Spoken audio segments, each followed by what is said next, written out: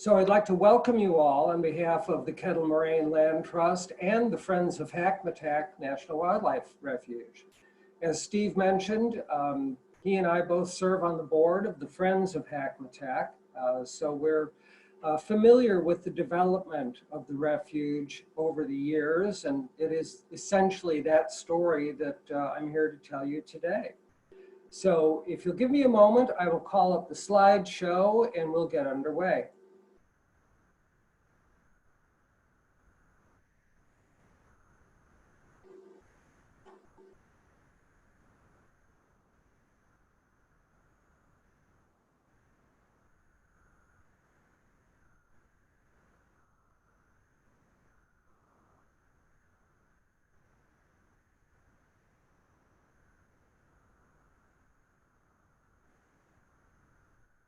All right, well, again, the subtitle here is that this is the National Wildlife Refuge here at home. And I mean that because this is a refuge that is close to home for those of us in Walworth County, Wisconsin, or in McHenry County, Illinois. You can see from the map that it's a strange irregular shape, and we'll talk about that in greater detail here in the near future. But the areas that appear in a darker brown, you'll see 4 of them there. Those are the core areas. And then the lighter tan areas linking them are referred to as corridors. And then the areas in green are areas that are already protected and preserved, or were protected by a public agency prior to the establishment of the refuge. And we'll be looking at more maps of this that'll make things even clearer here in the slides to follow. But bear that in mind, the core and corridor design concept. So when we began the process of establishing a wildlife refuge, it began first as just a dream. It was literally a group of people sitting around a kitchen table talking about how wonderful the natural areas in our region are and how important they are for wildlife and other native organisms to this region. So as they started to look into it, they found evidence to support the establishment of a refuge here. Here, for example, the Wisconsin Breeding Bird Atlas shows in the southern central portion of Walworth County, here circled at the bottom of the screen in the inset, an area with a high number of breeding bird species, some of the highest in the state, more than 100. And if you look at the map of Wisconsin there to the left, you can see that there are only a handful of such hotspots, if you will, dotting the state. So that was one bit of evidence. And also, as noted, it fits within the Chicago Wilderness Green Infrastructure Plan. And Chicago Wilderness had its origins as a consortium of public agencies, private institutions, and other committed environmental conservation organizations. This coalition to promote the natural areas and ecosystem services inherent in what they called the Chicago Wilderness region. And you can see from this map that it extends all the way from the very southwestern corner of Michigan in Berrien County, following the lakeshore across northwest Indiana, and along the lakeshore through Illinois and into Wisconsin, as far as Jefferson County, Waukesha County. And here you can see circled where the wildlife refuge is situated, right on the state line. And when Chicago Wilderness put together their green infrastructure vision, they they anticipate protection of land of some nearly 2 million acres. And this was seen as necessary to complete the biodiversity recovery plan that the organization had developed. So this is it's still in the dream stage. Not all of this has been protected. Not all the corridors have been linked. But what we're doing within Hackmatack is in keeping with what's happening in the broader region. Now here you see the watershed of Nippersink Creek, or most of it at any rate. It covers more than 200 square miles, and the highest elevation is nearly 1,200 feet above sea level in the High Point area of McHenry County. And the lowest is about 736 feet above sea level. So it's a 453-foot rise in elevation throughout the watershed. And Nippersink Creek is one of the cleanest, highest quality watercourses in the region. It flows to the Fox River in Illinois. The Fox in turn joins with the Illinois River at Ottawa and then flows on to the Mississippi River from there. And this is important because all of the National Wildlife Refuge fall within the Nippersink Creek watershed. So again, looking at evidence, justification, making the case for the refuge, Wisconsin's wildlife action plans are supported by this work. According to the Wisconsin DNR, we in Walworth County are in the southeast glacial plains ecological community within the state. You'll notice the little circles in the upper right-hand corner, some of the wildlife of particular interest in this region. The meadowlark, the Blanding's turtle, and the Carner blue butterfly. And here in this image, you can see where the Wisconsin priority areas and wildlife plan connects across the state line to conservation priority areas in Illinois. In essence, the refuge serves as a linkage between the southern Kettle Moraine area in Wisconsin and the Fox River watershed in Illinois, and is seen as being critical habitat, not just for the wildlife that occur here today, but also for the long-term resiliency that this area can offer in the face of climate change. So looking long-term, looking far into the future, this refuge can be an important sanctuary and an area that may be more resilient to climate change than other built environments or other types of areas. So a feasibility study was undertaken in 2010, and part of the case was that this has economic value to the region, that ecotourism is an important component to gateway communities that surround national wildlife refuges. And it was seen as supporting the agricultural heritage of our region, that it could maximize the use of existing trail systems and already protected lands, that the gateway communities would benefit from the influx of tourist dollars, more about that in a moment, and that the refuge would complement other recreational opportunities in the area. So that feasibility study came out with some favorable results. And then when we're talking about the numbers, the economic factor, on the national basis, wildlife refuges are visited by some 40 million people every year. And that generates almost $2.5 billion in sales that are given right into the local economies. There are some 37,000 private sector jobs that are associated with the refuge system. These are not the government employees, Fish and Wildlife Service, but these are private sector jobs.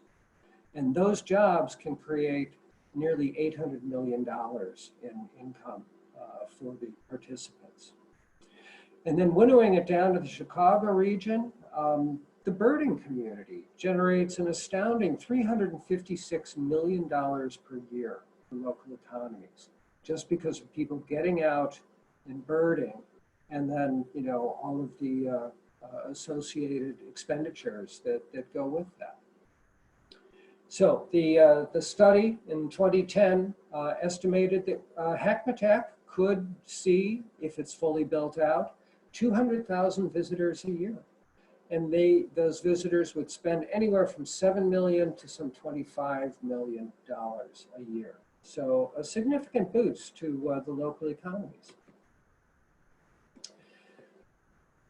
And the Outdoor Recreation in Wisconsin publication that came out a few years ago, the statewide comprehensive plan,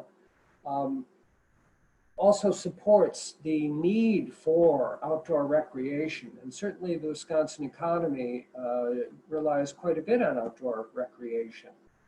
But it also describes the benefits of public health and wellness.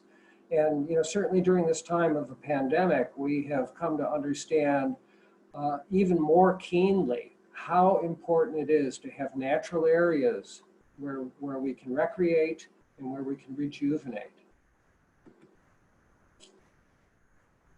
And then it's worth noting that the report also supports expanding partnerships.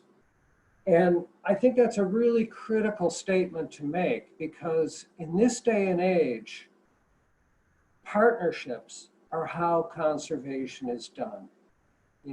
Once upon a time, operating agencies at the county level, the local level, even the state level, may have operated in relative isolation from one another. They had their own little silos and each did its own little thing. And there wasn't much in the way of collaboration between agencies. But today we are seeing that if we want to get things done, it takes interagency cooperation, and it takes bringing in nonprofits, public sector, the private sector. Creative partnerships are really the way to make conservation move forward in the 21st century. Now, furthermore, the U.S. Fish and Wildlife Service had developed what they called an urban refuge policy. And Hackmatack qualifies as one of these urban refuges because of its proximity to major metropolitan areas. So again, if you read the quotation on the left side of the page, this is to foster environmental awareness, to develop an informed and involved citizenry. We can reach a lot more people with a refuge close to a metropolitan area than we can reach with one that is isolated far away in a remote location. So this is a way of engaging more people, and the more people visit these areas, the more they come to love them and the more they're willing to protect them. So this map shows where the various national wildlife refuges are located throughout the country. The blue versus red just simply indicates whether or not there's an existing friends group supporting that particular refuge. And you see the little oval there at the southern tip of Lake Michigan indicating, well, we don't have anything right here. So if you zoom in, again, there's that little bit of a gap. And the Fish and Wildlife Service had maintained that they had a refuge within 90 miles of any major metropolitan area. And it turned out that we were lacking in that regard. So, here you can see that in the heart of Hackmatack, we're far away from most other refuges. And the fact that we've situated it where it is puts it in close proximity to Milwaukee and Madison, as well as to Rockford and Chicago. So we are within easy reach of 4 major metropolitan areas. Now, as for the goals of establishing the wildlife refuge, the first goal is to protect the habitat for wildlife. And in the case of Hackmatack, it's specifically for grassland-dependent migratory birds. Those grassland nesting birds have suffered enormous declines in their population. Very often they require large unbroken tracts of grassland. A small restored prairie is not sufficient for most of these grassland nesting birds. And then waterfowl as well. So certainly, we've wanted to increase habitat for migratory waterfowl, in part because, the U.S. Fish and Wildlife Service is also about hunting and fishing. So they do want to make sure that the populations are sufficient to support that. So that's the first goal, is habitat for the wildlife itself. The second goal is to create opportunities, as I say, for recreation, including hunting and fishing. And perhaps closer to my heart, wildlife observation, photography, environmental education. This is an opportunity for people to connect to the land and to wildlife and to the larger world of nature. And then the third goal is to promote science and education, to do research, and to encourage stewardship. So the photo on the left shows a crew from the Youth Conservation Corps working at a Hackmatack site a few years ago. And the U.S. Fish and Wildlife partnered up with the McHenry County Conservation District to sponsor a Youth Conservation Corps crew for several of the past recent years. And that crew has been dedicated to support on the refuge. And then the photo on the right shows a couple of volunteers out in the field recording data. They're actually doing rare plant monitoring, which is a very important data collection exercise, especially with regard to being able to track the results of stewardship, restoration, and management, and to be able to refine adaptive management programs going forward. So lots of organizations have been involved. The Hackmatack Conservation Partnership is an affiliation of several partner organizations, and there were 6 original partners, and since then 5 more have joined, so we are now up to 11 organizations, Kettle Moraine Land Trust being one of them. And this Hackmatack Conservation Partnership is responsible for the land protection plan. And this is the overarching management plan for the refuge as a whole. And it's renewed on a periodic basis. We are in, I think, the second or third iteration of that MOU right now. And it's been a real joy to work with all these different organizations, land trusts, sportsmen's groups, governmental agencies, nonprofits. It's really been, like I say, partnership being the way to conservation.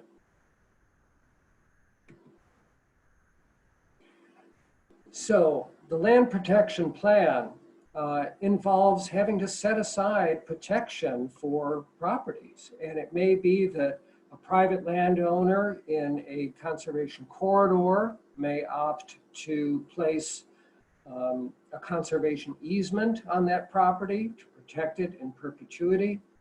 Another landowner in a corridor or core area may decide to sell the property to the U.S. Fish and Wildlife Service, or to a land trust that may be in position to hold that property until such time that the Fish and Wildlife Service funding becomes available. So the idea is to expand the cores through these linkages and to ensure that we have larger tracts of high priority habitats. And I've mentioned, grasslands for the nesting birds. Oak savanna is critical in our region. The oaks are a keystone species that many other organisms could not do without. Wetlands are important for a variety of reasons, wildlife being one of them, but also, groundwater recharge and floodwater conveyance and nutrient settling and all the other functions that wetlands perform. And then, of course, we do have federally listed species and protected migratory bird species using the region. So protecting the cores and protecting the corridors.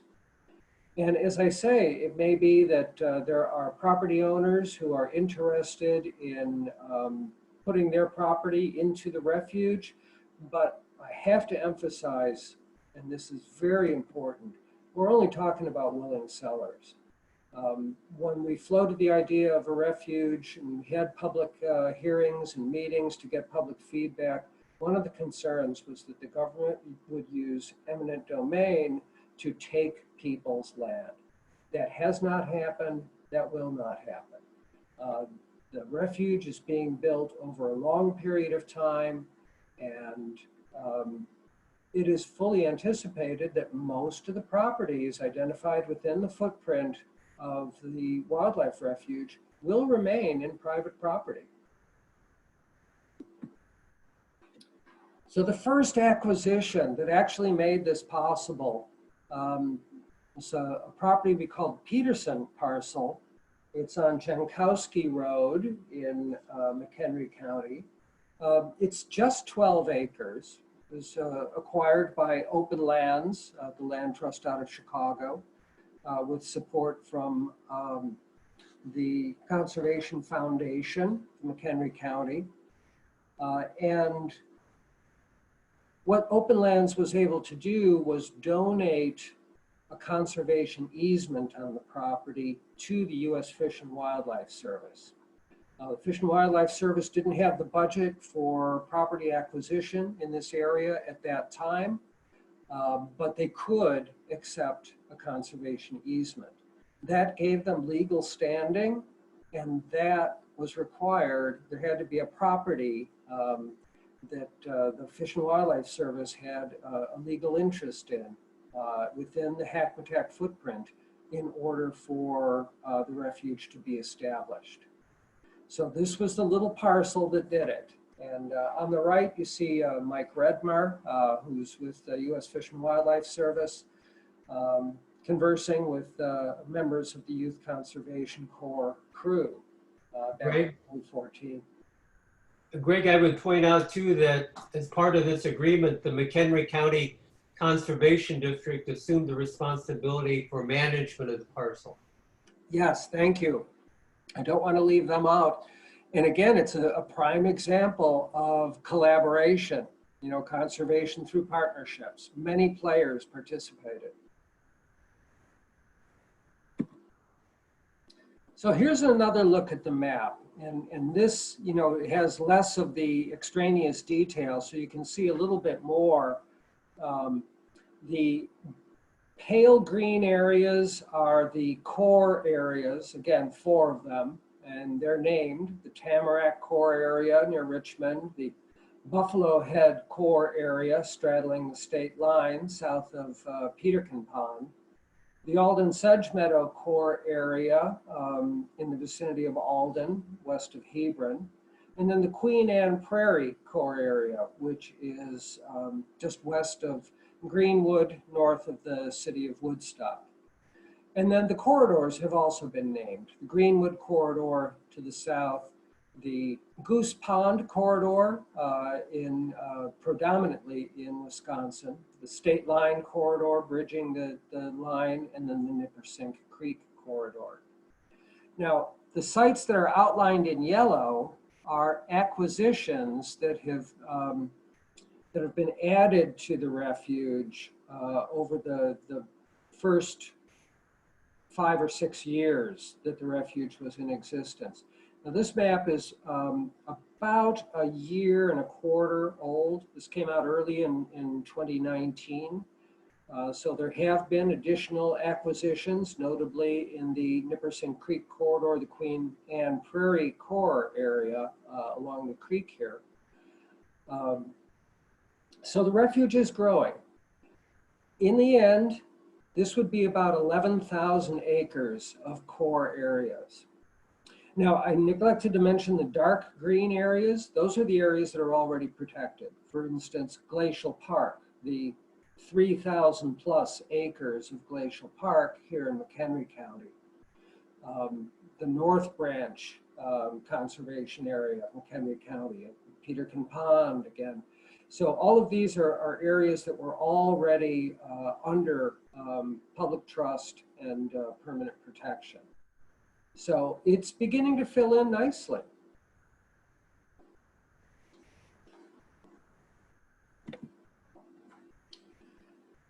So there in the Queen Anne, Nippersink area, this is the shade parcel, part of the Paracone properties along Nippersink Creek. This was the first site to be opened up in Illinois. It is undergoing transformation from agricultural fields to a prairie complex. And this is just off of Route 47, State Route 47 in Illinois, along Thayer Road. But coming back to Wisconsin, the first site that was opened up to the public is here in the Goose Pond corridor. And this is right near Genoa City. It's just a half mile out of town, northwest on Highway H. And this is what we call the Turner Tract. So it's 86 acres in extent. Again, many organizations were involved. Ducks Unlimited was pivotal in establishing this particular tract. They were the group to acquire the property and convey it to the U.S. Fish and Wildlife Service. Funding for that was supported also by the Friends of Hackmatack and Open Lands. And then certainly private donors came to the table to assist as well. So the area behind the sign is in the early stages of prairie restoration. Beyond that tree line, there are some wetland areas. And again, this was added to the property rolls of Fish and Wildlife Service in 2018. So this is fairly recent. But the prairie restoration is looking good. It was undertaken predominantly by Ducks Unlimited. There are 2 separate prairie areas on opposite sides of an old lane. That was the tree line that you saw in the prior photo. Signage has gone up. This photo was taken December of last year. So there's an informational kiosk. They have established a parking lot off of Highway H. So you can pull in there, park, and they have mowed some trails. This is an easy one to visit. It contains a native woodland as well. And this particular woodland is a rich mesic woodland. It's dominated by ancient red oak trees. There is a section of maples, bitternut hickory, and a rich spring flora. Lots of wildflowers there, things we don't always see at our typical sites. Anything from blue cohosh to, as you see here, the large flowered trillium. It's a great place to go in the spring for the wildflowers before the mosquitoes come out. And we have newly marked trails. These signs just went up this year. The permanent hiking trail signs And then we have temporary interpretive signs that were established as part of our support of Latino Conservation Week, which is, coincidentally, this week. So we're encouraging our Hispanic families and others to visit the properties and try to engage a broader constituency. I don't know if you can make it out in the photo, you have to zoom in a little bit, but when you're looking for bird homes, pileated woodpecker and the wood duck are two species that nest at this property. They both are cavity nesters.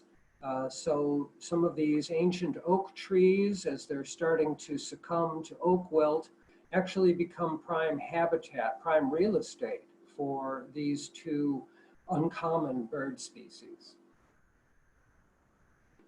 Now also at Turner, we have an event. Last year we held it September 14th as part of Land Trust Days, which is organized by Gathering Waters, which is a consortium of land trusts throughout the state of Wisconsin. Kettle Moraine Land Trust is a member, as is the Geneva Lake Conservancy, another land trust headquartered in Walworth County. So Kettle Moraine and Geneva Lake collaborated on conducting a seed collection event last year. We called it Harvest at Hackmatack. And members of the public were invited. Had a lovely day in September, and we all went out to collect seed. So we're going to try to do it again this year. If we can do it with social distancing, September 26th this year, we're planning to hold Harvest at Hackmatack, collecting prairie seed from the Turner Tract near Genoa City. So stay in touch with Kettle Moraine Land Trust to learn more about that opportunity. Here's another glorious shot of the Turner Tract. This was taken on Christmas Day last year with that beautiful late afternoon sky and the golden prairie grasses. So Merry Christmas from Hackmatack. Now our newest site that was just opened this year is what we refer to as the Ackmon site. Again, open lands was critical in acquiring this property with support from the Grand Victoria Foundation.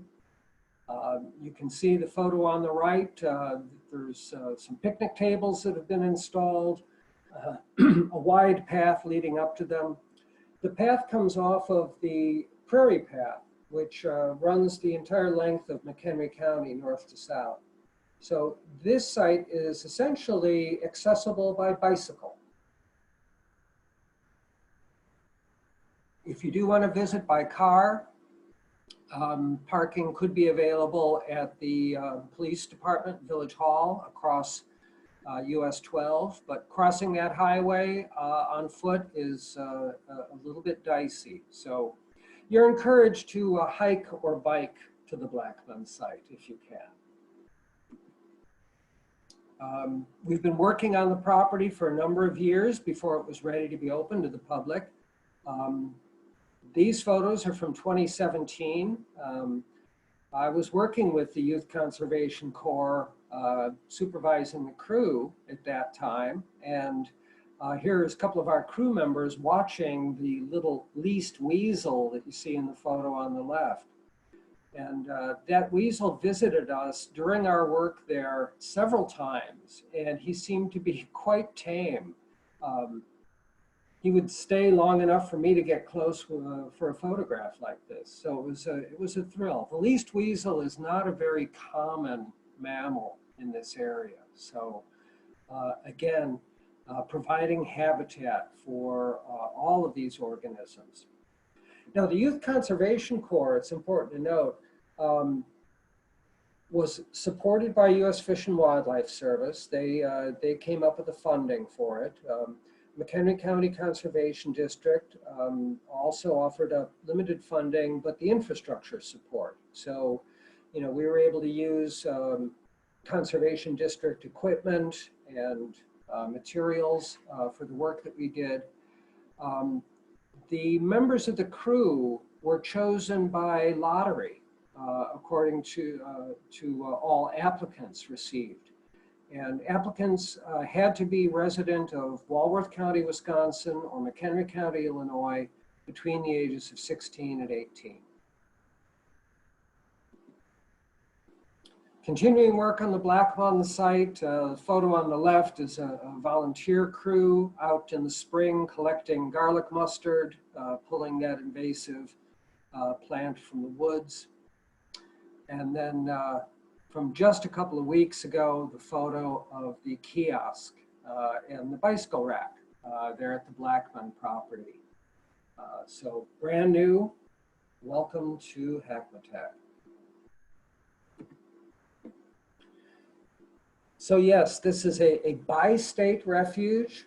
We had support from senators in both Wisconsin and in Illinois, as well as other local representatives, elected officials. It was the 561st National Wildlife Refuge to be established by the government. And its birth date is actually November 6th, 2012. So that was the official date of the opening, the establishment. And that photograph, by the way, is Nippersink Creek within the footprint of Hackmatack. So that's it in a nutshell. That's the quick story. I hope you'll stay for questions. And again, thank you for supporting Kettle Moraine Land Trust. Also, Friends of Hackmatack National Wildlife Refuge is a membership organization, a nonprofit 501c3. We conduct quarterly gatherings that are open to the public. Our next one is slated for September and will be a socially distant walking tour of School Springs, just east of Glacial Park. That would be September 8th, Greg. September 8th, thank you for the date. So with that, I'll bring us back to our grid view, and I will unmute the participants in case there are questions. I see nothing in the chat. So let me ask you, have any of you, other than Steve, visited any of these Hackmatack parcels yet? Hi, Greg. This is Dawn Marie. I haven't, but I want to. Good, good. Well, again, Blackmon is just off of US 12 across from the Village Hall in Richmond. And the Turner Tract on Highway H, a half-mile northwest of Genoa City. Ed, you're close to that. Have you had a chance to stop by yet? We haven't stopped by that yet, but I think based on this presentation, we'll give it a try. We regularly hike the Prairie Trail, the North Branch Prairie Trail. So that's one of our daily hikes, and the Hebron Trail over by Hebron, and then Glacial Park. So yeah, we're looking forward to giving that a try. Excellent, excellent. Well, and I hope that all of you will consider joining us September 26th for the harvest at Hackmatack. Seed collection is a really pleasant task in the field of ecological restoration. Seed collection and dispersal are almost meditative acts. So it's nice to go out there and do something life affirming.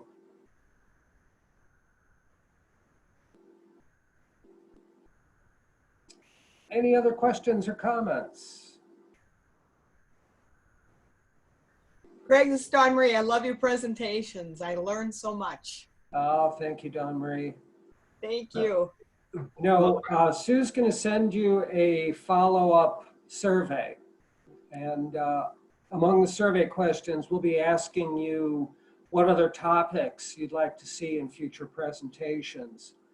I have a few lined up. Those will be listed. And one of the topics that has been suggested is one on invasive species that are particularly troublesome in the area, and what to do about them. So that's one I have not yet prepared, but it received a lot of support through our surveys. So the public will speak, and we will listen. So let us know what you'd like to see from us in the future. Well, Greg, I would just like to add that you've done a great job of capturing the key elements of Friends of Hackmatack, and you might want to just relay the origins of the name of the refuge. Oh, of course. Thank you. I should not have neglected. And then have everybody repeat after you. Hackmatack. It rhymes with Big Mac attack. So yes, it's 3 syllables, Hackmatack. And Hackmatack was a word from the Algonquin Indian Nation language, and it was the Native Americans' name for the tamarack tree, which botanists call Larix laricinea. But the tamarack is a conifer that is deciduous. It is a pine tree that drops its needles every fall. It turns a beautiful golden color in the fall, and the needles fall off, and the trees are bare through the winter. And then fresh new needles form early in the spring. The cones are small and round, and the tamarack tree grows in sphagnum bogs. So it is a specialist, and it is known only from a handful of sites in the region. But we thought it would be emblematic. So Hackmatack it is. Everybody say Hackmatack. Hackmatack. Yeah. Big man. Hackmatack. All right. Well, thank you, Steve, for that timely reminder. I'm going to stop recording.